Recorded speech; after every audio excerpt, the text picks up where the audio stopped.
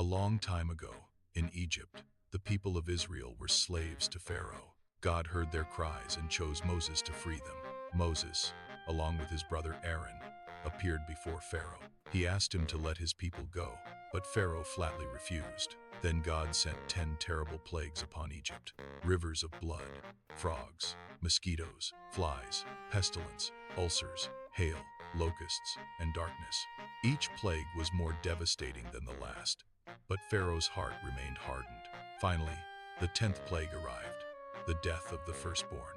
Only the houses of the Israelites, marked with lamb's blood, were saved. The Pharaoh, terrified by this last plague, finally gave in. He commanded Moses and all the people of Israel to leave Egypt. The Israelites left in haste, carrying their belongings and hopes with them. Moses led them, and a pillar of cloud accompanied them by day. At night, a pillar of fire lit their way through the desert. But Pharaoh, regretting his decision, changed his mind. He gathered his army, with chariots and horses, and set out in pursuit of the Israelites. The people of Israel found themselves trapped between the Egyptian army and the Red Sea. Fear seized them, and they began to complain to Moses. "Why did you bring us out of Egypt to die here in the desert?"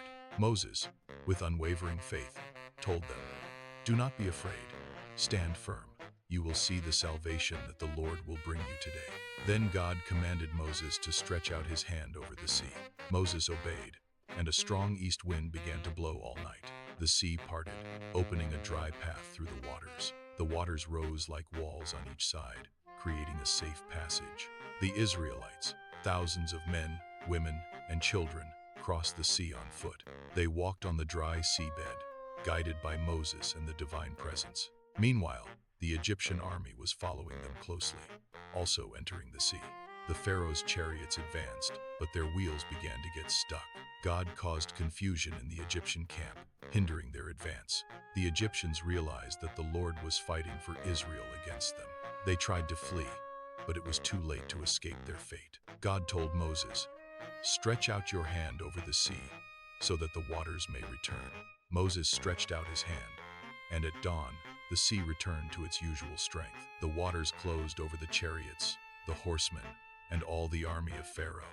Not a single one of the Egyptians who had entered the sea survived the fury of the waters. The Israelites saw the bodies of the Egyptians floating on the seashore. They witnessed the great power of the Lord who had saved them from their oppressors. The people of Israel believed in the Lord and in his servant Moses. They sang a song of praise, celebrating their liberation and the divine victory. Miriam, Moses' sister, took a tambourine, and all the women followed her. They danced and sang, filled with joy at the miracle they had witnessed. Thus, Moses led his people out of slavery and across the Red Sea. They began their long journey to the Promised Land, free at last. The story of Moses and the Red Sea became an eternal testimony, a testament to the power of God and his faithfulness to his chosen people.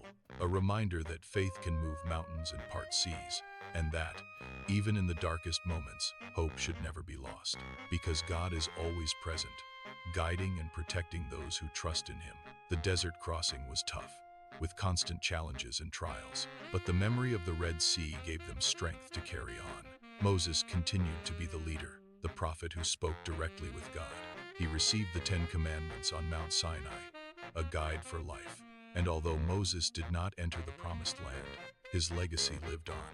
The liberation of Egypt and the crossing of the Red Sea are pillars of its history, a story of faith, miracles, and the powerful hand of God in action, a story that has inspired generations to believe in the impossible, and to remember that freedom is a precious gift, bravely earned. Thus concludes the amazing story of Moses and the parting of the Red Sea, an event that changed the destiny of a town forever.